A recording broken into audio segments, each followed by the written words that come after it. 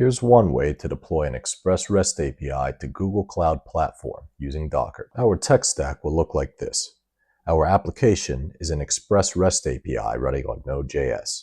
We will use Docker to containerize our application and Docker Compose to orchestrate its deployment. And we will use HAProxy to reverse proxy HTTP requests over port 80 to our application. This tech stack will be deployed to a Google Cloud Platform virtual machine. Our application consists of the following 4 files: index.js, which is our entry point, data.json, which is our in-memory database, and our npm package and package lock files. Our index.js file is a simple to-dos application with get, post, patch, and delete requests. It listens to port 3000 on all interfaces. Our data.json file contains a simple JSON array of to-do objects. The first step of this deployment is to containerize our application. We will begin by typing vim dockerfile with no file extension. In this file, type from node::alpine, which will serve as a lightweight base image for our application. Next, we will run makedir/app in case the app directory does not already exist. We will then make /app our working directory. Next, we will copy our package and package lock files into the working directory. The next command is run npm ci --omit =dev, which will cleanly install our Node.js dependencies. We will now copy the remaining project files into the working directory. Next, we will declare an environment variable of node_env equals production, and then we will expose port 3000. Finally, we will declare the entry point of our application as node and the command as index.js. I will now save and exit Vim. It's always important to test a Docker file on your local machine before pushing it to a container registry.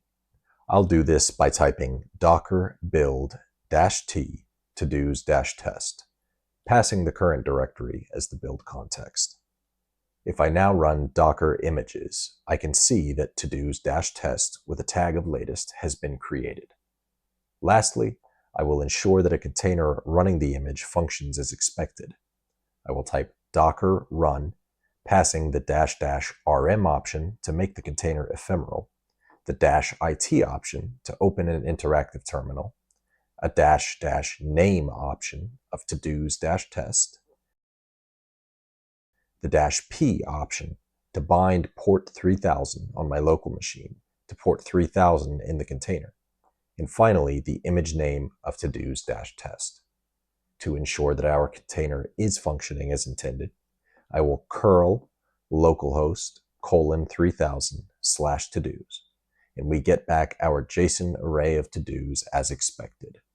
The next step is to push our image to a remote container registry, Docker Hub in this case, so that we can pull it from inside our Google Cloud virtual machine, which we will provision shortly.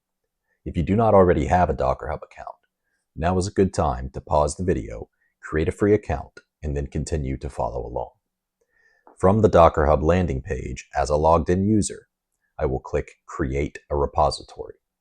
I will give the repository a name of to-dos-server, leave it as a public repository, and click Create.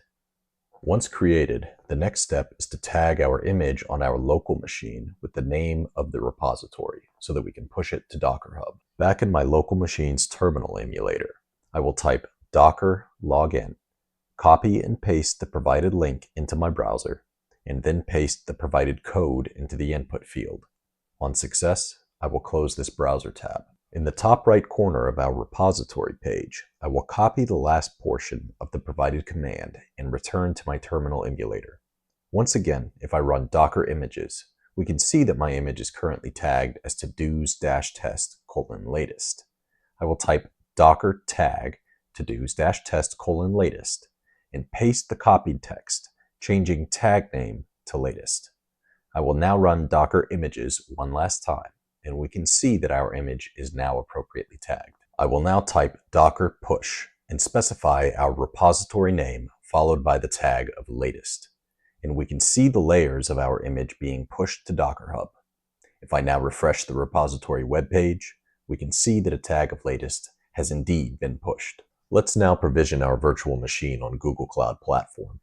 From the GCP main dashboard, in the search box at the top of the page, type Compute Engine and select that product. This is Google Cloud's virtual machine offering. At the top of this page, click Create Instance. We only need to configure a few things here. I will give my instance a name of todos-server, and I will scroll down to the machine type and change it from E2 Medium to E2 Micro. In the left-hand column, I will select the tab for networking, and I will check the box to allow HTTP traffic. Two important things to note here are that we will only be accessing this instance by its external IP address, and we will only be using HTTP over port 80. We'll cover DNS and TLS configuration in a later video. Back in the left-hand column, I will select the Security tab, and I will scroll to the bottom and expand the option to manage access. At the bottom of this section, there is an option to add manually generated SSH keys. I will click the button to add an item. Note that in our example using AWS EC2, we created an SSH key pair in the AWS console, then downloaded the private key to our local machine to use for connections. In this case, we will be generating our own key pair on our local machine and then pasting the public key into this field. Back in my local machine's terminal emulator, I will type SSH-keygen with the -T option to specify a key type of ECDSA, the -B option to specify a key size of 521, the -F option to specify the current directory, and a name of ID_todos as our private key file. SSH-keygen will also create a file named ID_todos.pub in the same directory for our public key file. Finally, I will add the -C option to specify a comment of todos-user. This last option is crucial because Google Cloud Platform will use this comment to create a super user with the same name as the comment we provide when it provisions our VM. This is the name of the user we will be logging in as. I will now hit enter and then enter twice again through the passphrase prompts. If I now examine the contents of my current directory, I see that I have a private key file named ID_todos and a public key file named ID_todos.pub. I will copy the contents of the public key file and paste them into the input field here. I will now click Create and allow the VM to provision. Once our VM has finished provisioning, I will copy its external IP address. Back in my local machine's terminal emulator, I will type SSH with the -I option to specify the ID_todos key file as credentials, then the username todos-user at the external IP address of the VM, and press enter. I will type yes to accept the fingerprint and press enter again. And we are now logged in to the todos-server VM as todos-user. This deployment will require the following three dependencies: Docker, Docker Compose, and HAProxy. We'll begin by installing the first two now. The series of commands I'm about to execute will be copy-pasted directly from the official Docker documentation, which can be found at docs.docker.com. I'm simply following the instructions to install Docker Engine on Debian, which is the default operating system for Google Cloud Platform virtual machines. The first command will remove any conflicting packages if they exist. I will copy and paste the command into our SSH session in our VM. Once this is completed, I will scroll down to the install using HAProxy method and copy this series of bash commands, once again pasting into the VM. I will now scroll down to the install Docker packages step, copy and paste once again. Notice that the Docker Compose plugin is included in this installation step. I will accept the installation prompt and allow it to complete. I will now test our installation by running the traditional hello-world image. I will type sudo docker run hello-world, and we can see that the installation was successful. The only remaining step is to add our user to the Docker group so that we can run Docker commands without sudo. I will type sudo usermod -a G docker todos-user, and then run new group docker to make Docker our primary group for the remainder of this session. The next step is to create a Docker Compose file to serve our application. I will type vim docker-compose.yaml. I will type services, and on the next line, I will call our service API. I will type image, and back in our Docker Hub repository, I will copy the name of our image and paste it here, specifying a tag of latest. I will bind port 3000 on the virtual machine to port 3000 in the container. I will also give the container a name of todos-API, and finally, a restart policy of always. I will now save and exit Vim. I will now run docker compose up-d API, and we can see Docker pulling the image from Docker Hub. If I now run docker ps, we can see that our container is running and exposing port 3000 to us. We can test this by executing curl localhost :3000/todos, and we see our JSON array of todos objects. The final step of our deployment is to install and configure HAProxy. Back in our VM SSH session, I will type sudo apt update to update the package lists.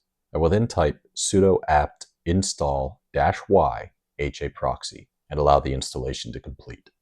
To ensure that HAProxy is running and enabled on boot, I will type systemctl status HAProxy, and we can see that everything is in order. We will provide HAProxy with a simple reverse proxy configuration that does the following. Declares a front end which accepts HTTP requests to port 80 on all interfaces, and reverse proxies those requests to a backend named servers. It then declares that backend, which contains a single server named server1. This server points to our VM's port 3000, which is where our Docker container is serving our todos application. I will change directory to /etc/HAProxy, and we see that a default haproxy.cfg file already exists. I will type sudo vim haproxy.cfg and simply paste our minimal configuration to the end of this file. I will now save and exit Vim. I will then restart HAProxy by typing sudo systemctl restart HAProxy. The only thing left to do is test our deployment by making a request to our VM's external IP address from our local machine. I will type curl the external IP address of the VM /todos, and we see the exact same output as when we curled localhost from inside the VM. Our deployment is now complete.